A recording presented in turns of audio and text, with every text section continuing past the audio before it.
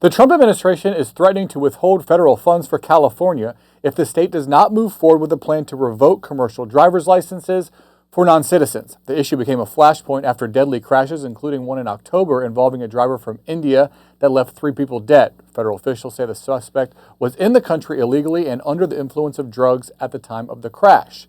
Courts and legal reporter Zach Schoenfeld joins us to discuss. Hey, Zach, so the Trump administration gave California until January 5th to revoke the commercial licenses for these non-citizen drivers. Last month, California sent notices to 17,000 drivers that their licenses would be revoked. Then what happened?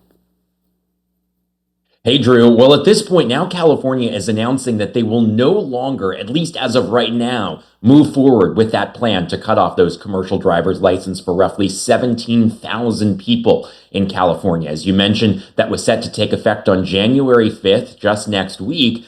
But now California is announcing that it will issue a 2-month extension. So the timeline is now extending into early March. But I think to look at the story, you really have to actually go back all the way to the late summer. That's when the Trump administration really started taking aim at this issue of commercial driver's licenses for migrants living in the country illegally.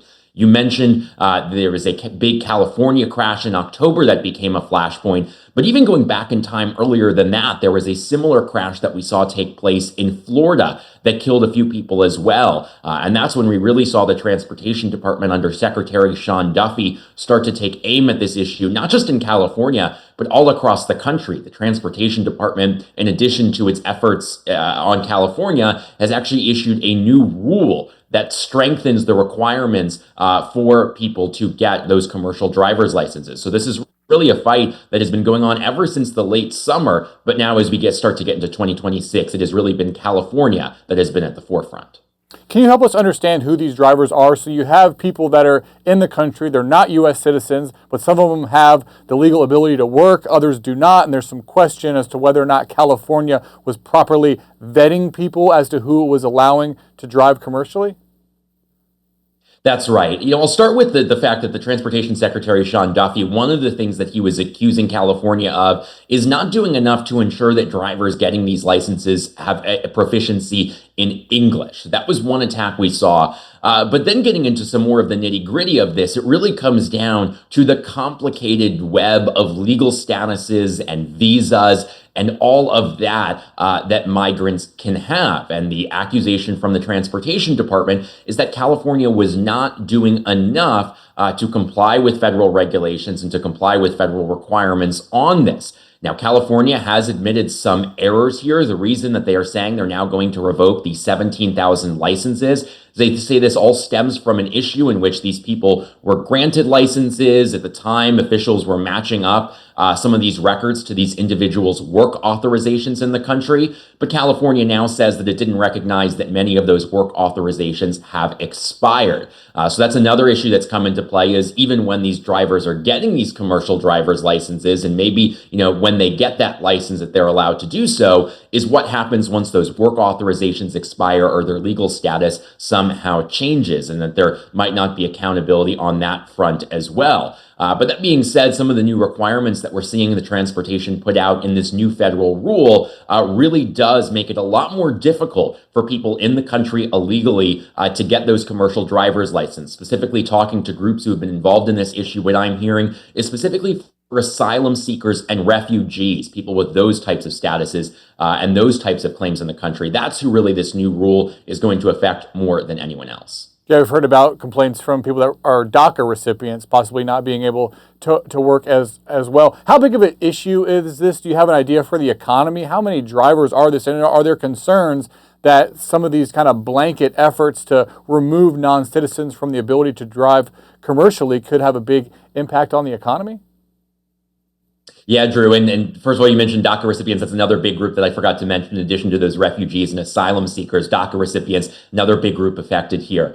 We are talking about tens of thousands of commercial driver's license issued across the country. Obviously, we've been talking about California, where the number in California alone, we're talking about 17,000 people, although California has actually added an additional 2,000 driver's license. It says it's going to cancel on top of that. So the California number is really about 19,000. So that just gives you a sense of the breadth that we are talking about across the country. We are talking about tens of thousands of drivers across the country. And that's why you're seeing the defenders of the people who are even going into court, as well as California as well, defending these drivers who have these licenses. One of the points that we've really been seeing them make is this point that these individuals make up, a portion of the commercial trucking industry. And so we've seen concerns raised that if these drivers are no longer going to have licenses, is that going to have ripple effects on supply chains as well? Yeah, I know that's an industry that's reported struggles recruiting new workers. So you could foresee possible impacts on the industry if these workers are in fact cut out. What is California now saying about this decision to delay the revocation of these 17,000 licenses? Drew, California has really cast this now 60-day extension as a way for them to continue working with federal authorities to try to come up with a solution here. Of course, these efforts to revoke these licenses came in response to this immense pressure from the Transportation Department under Secretary Sean Duffy. And I'll just read you a little bit about what the California DMV director said in this new announcement announcing this delay. This is the statement from DMV Director Steve Gordon. He said, quote, "Commercial drivers are an important part of our economy. Our supply chains don't move and our communities don't stay connected without them. We are hopeful that our collaboration with the federal government will give the FMCSA, which is the Federal Motor Carrier Safety Administration, confidence in our updated processes." So that is the hope here from California, is that they can use these next 2 months up until early March to try to get a solution here with the federal government in a way that doesn't necessarily cause those ripple impacts on supply chains and the trucking industry, while still responding to these concerns from the Trump administration about driver safety. I know there's some groups that are representing some of these drivers that praise the decision by California, but they've also filed a lawsuit seeking to block some of these actions from taking place. What can you tell us about that lawsuit? Yeah, Drew, there's actually now 3 different lawsuits attacking different parts of the problem. So the first lawsuit is the one you were just referencing, and that is after California last month announced that they were going to revoke these driver's licenses starting in early January, we have now seen a lawsuit filed in California state court. It was filed by a number of individual truck drivers in California that would be affected, as well as a Sikh organization.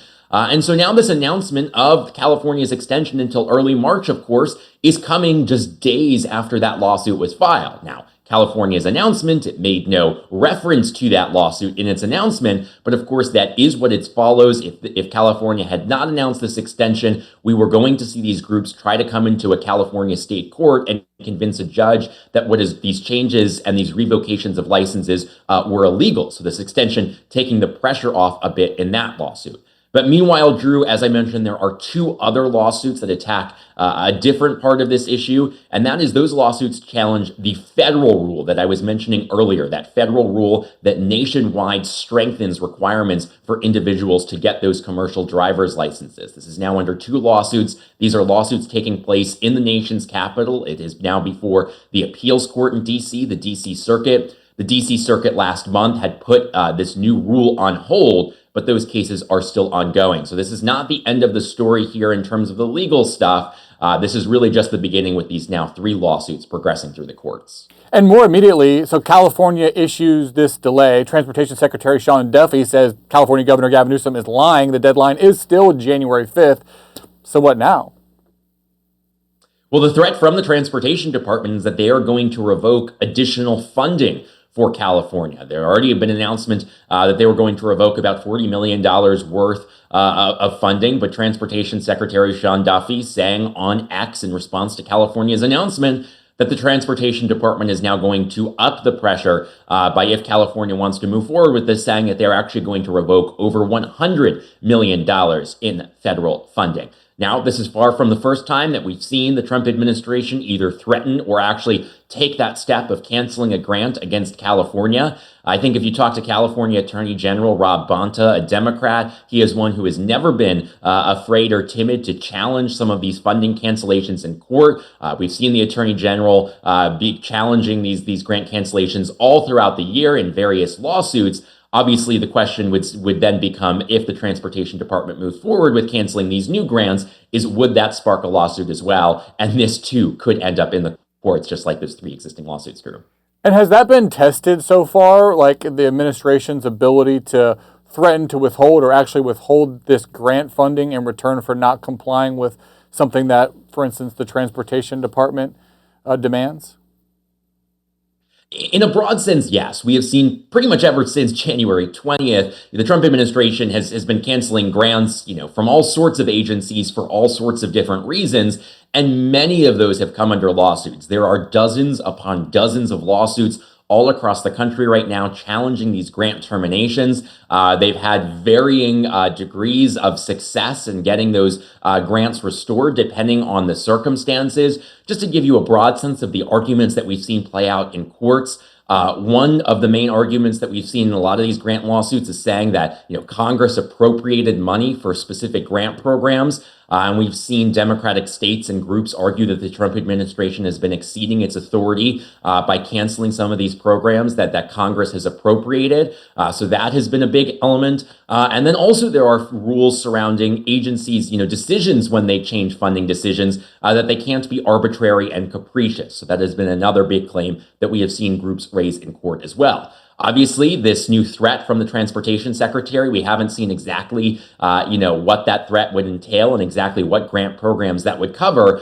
So we'll still wait to see the details in terms of figuring out what the legal prognosis of this would be for this specific grant. But make no mistake, this has been a consistent issue that we have seen playing out in the courts pretty much ever since President Trump took office back in January. One thing is for sure, there will be many a court battle for you to continue covering in the new year. But until then, we will say goodbye to you and say goodbye to you in this 2025. We'll see you next year. Thanks so much for your time, as always. Zach Schoenfeld. Thanks, Drew. Happy New Year.